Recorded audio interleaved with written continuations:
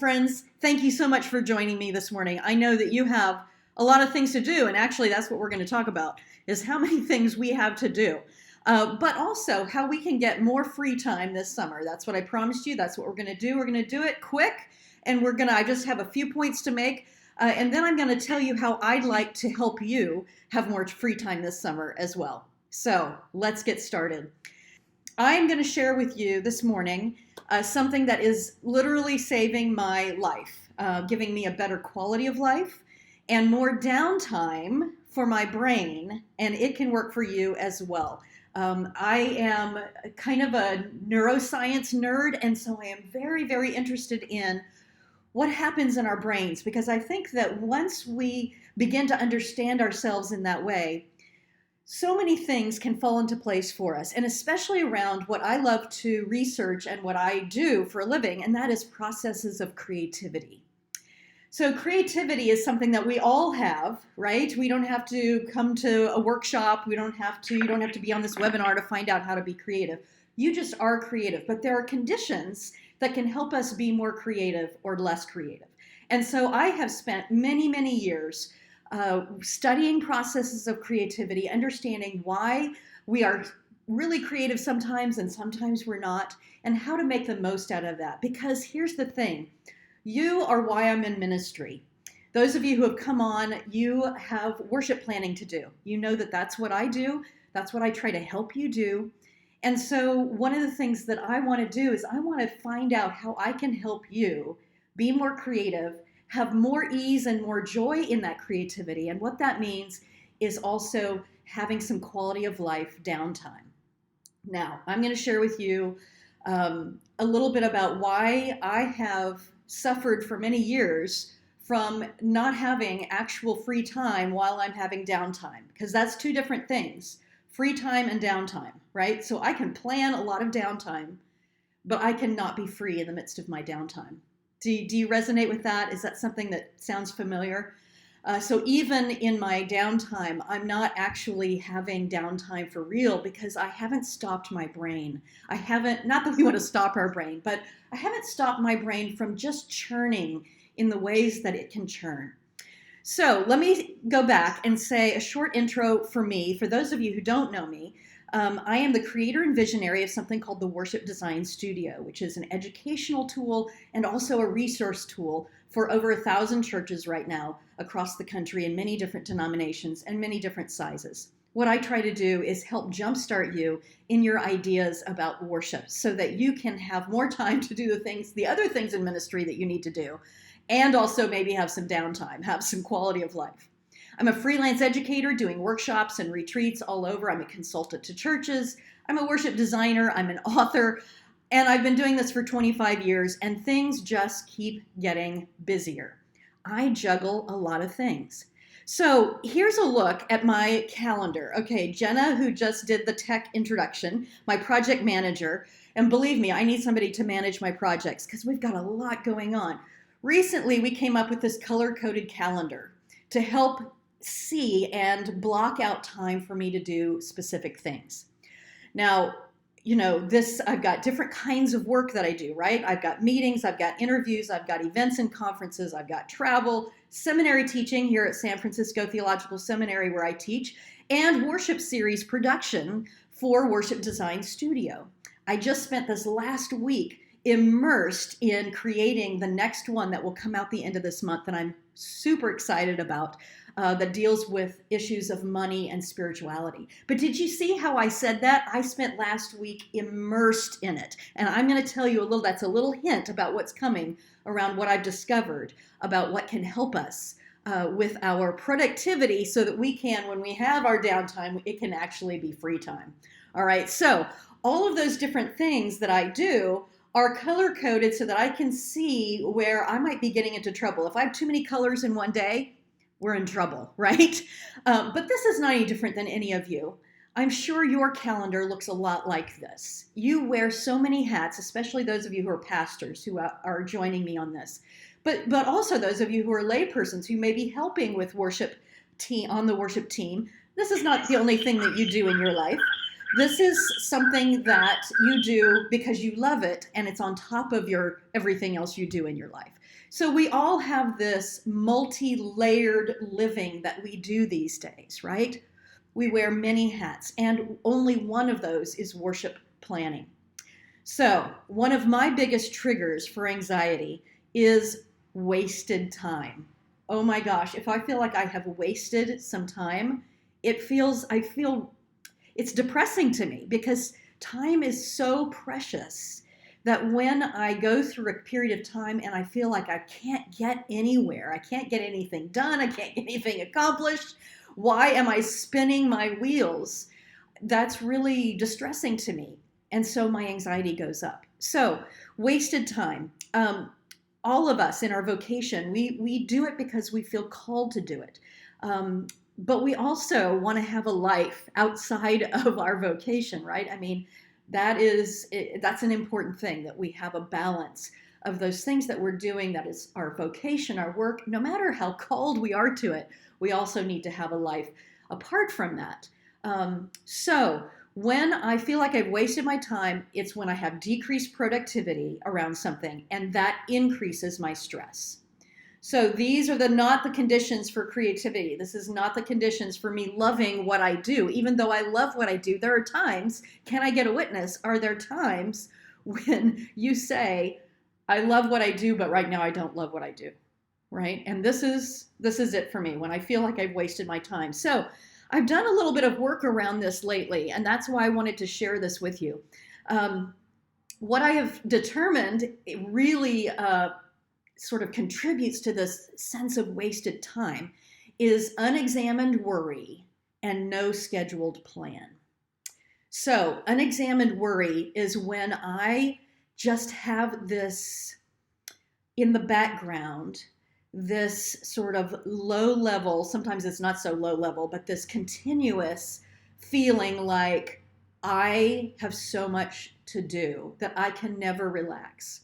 So getting back time means not only actual time that I'm working, but also the time that I'm supposed to be off. And really, I'm still carrying around this lead balloon in my brain because I haven't made a plan. And in fact, I say in my brain because it's true that my brain is trying to protect me.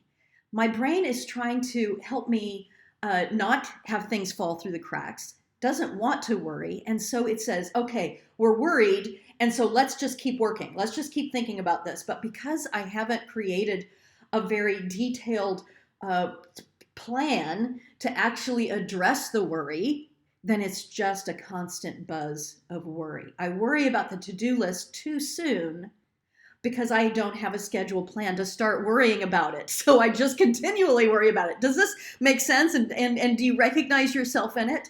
So it's like I need to make a plan to worry about it, or a plan to work on it. And then my brain can say, oh, I remember we made a plan, so I don't have to think about this right now. Now, it takes a little while. I have years and years of just having the worry going on in the background. And so it has taken me time with this sort of new way of dealing with my schedule, this understanding of what it means to be immersed in my work. It's taken me a while to train my brain and say, remember, we made a plan for that. We're not going to worry about that until the calendar says it's time to worry about that. So when I have this sort of low level of anxiety just kind of running in the background, this is not free time. So getting more free time in the summer is about free brain space, freedom to enjoy the moments that I do have that are supposed to be off, instead of being on while I'm off. All right, so making a scheduled plan. If I can make, before I, let's say I'm sitting down to dinner with friends, I am going to say, before I do that, I'm going to sit down, I'm going to look at my calendar, look at my to-do list, and remember that I have a plan, so that during dinner, I don't sit there and go, I've got so much to do. What am I forgetting to do? Right? And so again, I feel like I can't afford to spend time doing this relaxing thing. And so I don't relax. So I'm in the midst of something that could be relaxing, that could be really good, and I'm not relaxing. So, what we know about vocational burnout is that it doesn't happen necessarily because we have, like after a really busy time of hands-on physical activity. because oftentimes when we do that and we know exactly what we're doing and we're just working on a project and we're in it, that actually is energizing. But vocational burnout can come when it comes to the ongoing feeling of I'll never get a break. And that's when we want out, right? That's when, especially the worship planning aspect of ministry, we don't ever get a break, my friends, because Sunday comes around every week, forever, ongoing, all year long. So author Brian Tracy, who has done a lot of research about time management and about productivity, says every minute you spend in planning saves 10 minutes in execution. This gives you 1,000% return on energy. I love this return on energy, right? So I just said, sometimes I feel like I can't afford to spend time doing something relaxing. Well, that's kind of that's kind of money terms, right? And I'm kind of in the middle of that because I immersed myself in our money and spirituality series that I'm writing last week.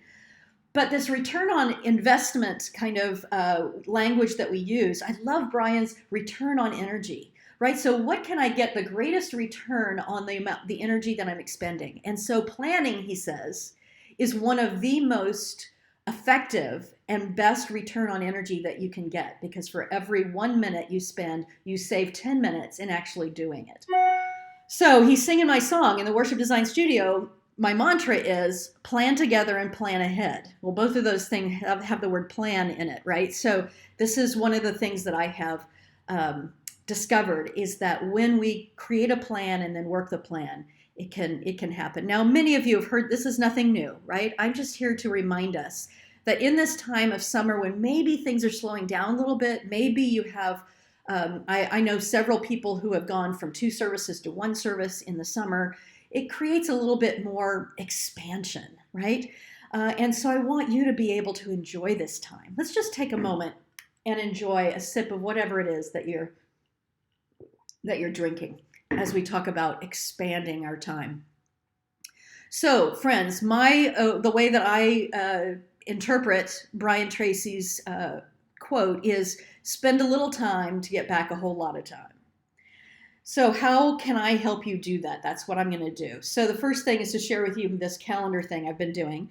And what I do in that is I spend a little bit of time discerning the right time to spend time on something so that I can actually take it out of my brain, the constant worry about it. And here's the amazing thing about when you stop focusing in a hard way on that, when you sort of put it in the background, you say, it's okay, put it back there. Guess what? I get more ideas about what I'm going to plan in the future because it's running in this more relaxed way than if I'm just worrying about it. Because if I'm worrying without a plan to worry about it, then the thought processes are more like, I've got so much to do, I'm so stressed, rather than allowing this expansive space to actually look around and go, oh my gosh, I'm doing that series in fall from the Worship Design Studio on Jeremiah and pottery, prophecy and pottery. And look, I've never seen this pottery place as I've driven down the road these many years. And all of a sudden I just saw this pottery place. That's where I could go get a couple of pots right? So it allows the brain to relax and get off of this rat wheel of, oh my gosh, I'm so stressed, so that we can actually see something and we begin to see things that will help us down the road, right? Because we're in a more relaxed and open state of being. All right, so spending the right time, discerning the right time to spend time and scheduling that out. Now, I'm showing you a picture of my April, and I just want to say a couple of things. Things happen, right? We know this. Things happen. So 2 things happened in April. One was multitasking and the other was distraction. And those are the 2 things productivity experts tell us that can derail us, right? So multitasking, I thought I could multitask. I broke my number 1 rule of number 1 learning, and that is that we work best when we're immersed in something. And I call it sequestering. I need some sequestering time where I'm not trying to do a bunch of things at the same time. It's also why I move here to this table when I am designing and creating rather than in my office, because in my office I have laid out all the projects that I'm working on. And if I'm trying to create in the middle of being surrounded by all the projects, I can't do it, right? Because this is reminding me of this other thing I have to do, and this other thing that I have to do, and this other thing that I have to do. So I come in here to this table where last week I bought myself some flowers, some of these sunflowers, right? And I also have a table outside where I work as well. If you're my Facebook friend, you'll see a picture of my setup last week. And I just clear the decks so that I can focus on this one thing. Well, in April, I thought that I could start this Money and Spirituality series while I was doing a whole bunch of other things. It didn't happen. It didn't happen. I could do some things, but I really couldn't focus on it. And I beat myself up for it. And then the cycle began. Not only do I have so much to do, now I'm behind, and now I'm stressed and I'm beating myself up. More brain space that's absolutely unnecessary. And yet that's what we do, right? So I multitasked and then distractions, right? And I don't want to call an unexpected funeral a distraction, but those things happen, right? And so one of the things that saved me is that I had actually scheduled out working on this series far enough in advance that I had a little pad time. It meant that I could move that down after I had done a whole lot of other things and really have sequestered time and really get it done. And guess what? Last week, I wrote the whole series. I wrote 24 pages of sermon notes. I wrote children's time. I wrote communion prayers. I wrote small group materials. It all happened because I was able to just stick with it rather than keep going off to other things. Here are the things that help me truly get off the clock. 1, plan ahead to make a plan for the planning. I know, right? That's plan times 3. Plan to the 3rd degree. Plan ahead to make a plan for the planning. I'm going to tell you how I'm going to help you do that in just a moment. Let go until it's time. So once you've made the plan, then let go until the time when you've made the plan to do the planning, right? So practice that, saying, I've scheduled that time, all right? I'm not going to worry about it until that moment, right? And then when it's time, immerse yourself. All right, so here's how I'm going to help you do that. So the first part of the design process that I teach is called a visionary retreat. Now, I say 2 times a year, go away and have a little retreat so that you can plan half a year at a time. Now, this long-range planning is going to help you have ideas far enough in advance that what I said about leaving brain space, you start to see, oh, there's pottery. Oh, there's that. Oh, look, let me just put that in the file. Because when it comes time on my calendar where I'm going to plan that, I'm going to pull that file out. I'm going to have all this stuff that I just saw along the way, right? I didn't worry about it. I just saw it along the way. I put it in my file. All right. So when you plan ahead far enough in advance and have broad brushstrokes of all the series you're going to do over the next 6 months or even a year, then you can begin to be assured that not only your brain is sort of just ready and open for the ideas to come, rather than going, oh my God, I haven't figured out what we're doing for Advent yet. Oh my gosh, I haven't figured out what we're doing for Lent yet. But your brain can be open and expansive, and you can begin to see things. But also those who are helping you can begin to see things because they know what's coming up as well. So friends, I want to invite you to my visionary retreat that I hold every year. And so this is the way that you can right now plan ahead to make a plan for the planning. And this afternoon, or as soon as you get off this call, when you register for this retreat, you're going to know, oh my gosh, I've got a time when I'm going to be immersed in this and I'm going to figure out what I'm doing for the whole rest of the year. And so I'm not going to worry about that right now, right? So August 18th through 21st, that pulled that off of my calendar. It's a Sunday night, 6 p.m. through Wednesday, 11 a.m. I'm going to do a planning retreat. And this is going to be a time, I've done it for 11 years, and people who come say that it just changes their entire year. It changes the way that they feel like they can have free time and downtime and be assured that they got a plan and they're going to work the plan. Here's a couple things people have said. This jump-started our year perfectly and got the whole team excited and on board. So this was a person who not only came themselves, but they brought their team to the retreat. And we have a lot of teams already signed up and registered. Some people come as individuals. This person says, I left feeling so relieved to have a plan and know how to work that plan once I got home. So and I have people who come back every year because they know that it sets them up for their year.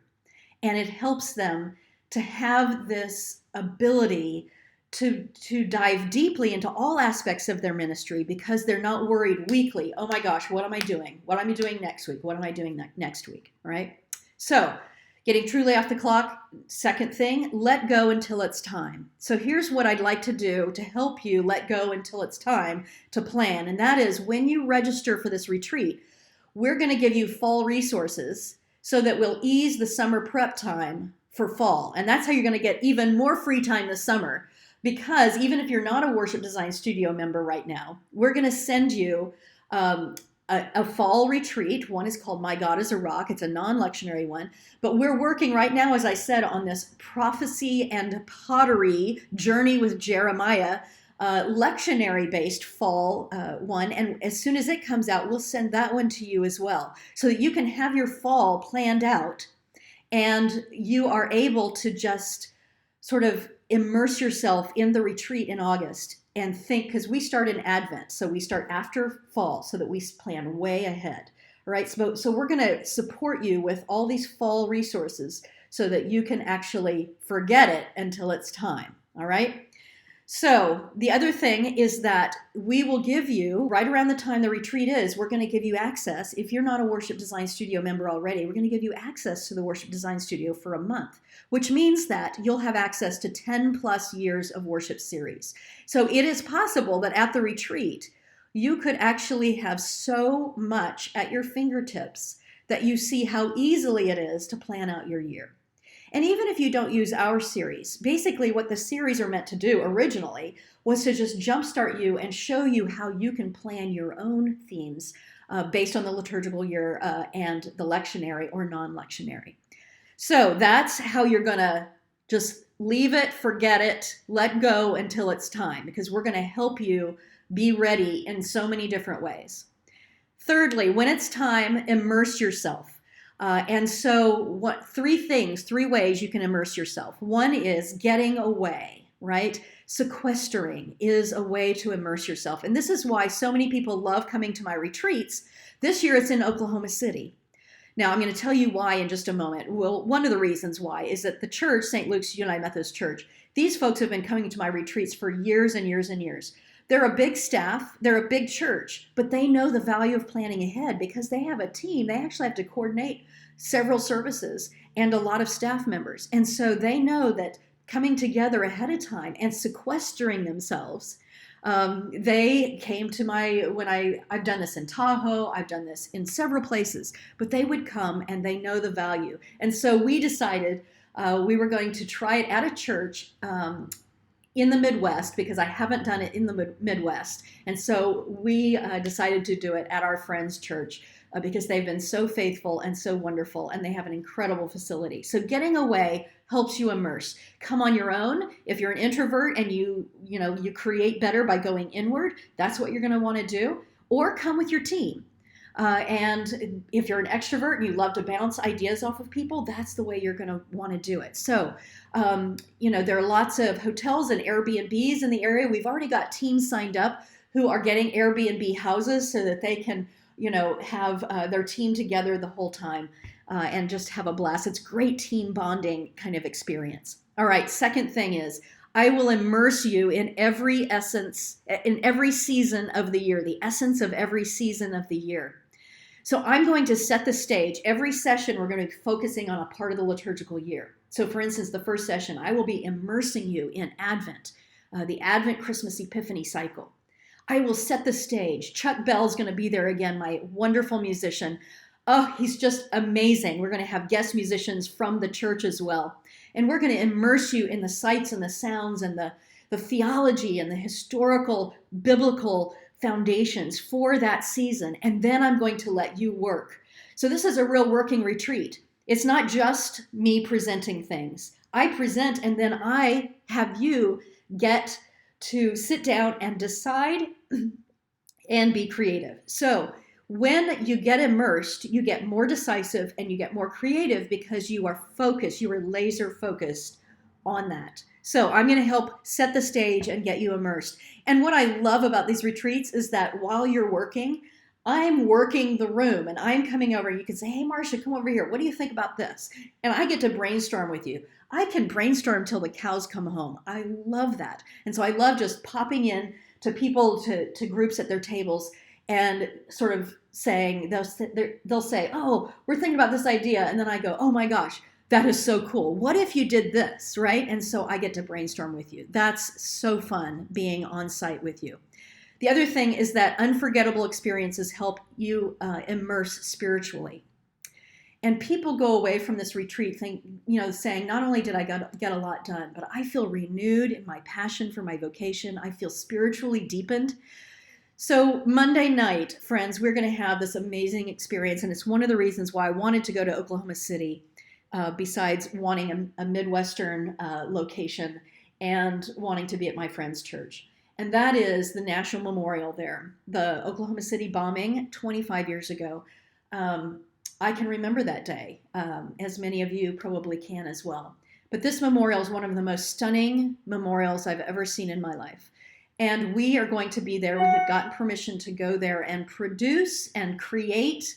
You're going to help create. We're going to be singing around these lighted chairs, around the reflecting pool. We're going to be having musicians. We're going to be really immersing ourselves in an experience, not just of grief about violence, but also what I want to do is to help us dig into how is it that we take the grief that we all know, whether that's grief for what's happening in the world or grief for losing somebody that we have lost. Grief is grief and it all triggers other grief.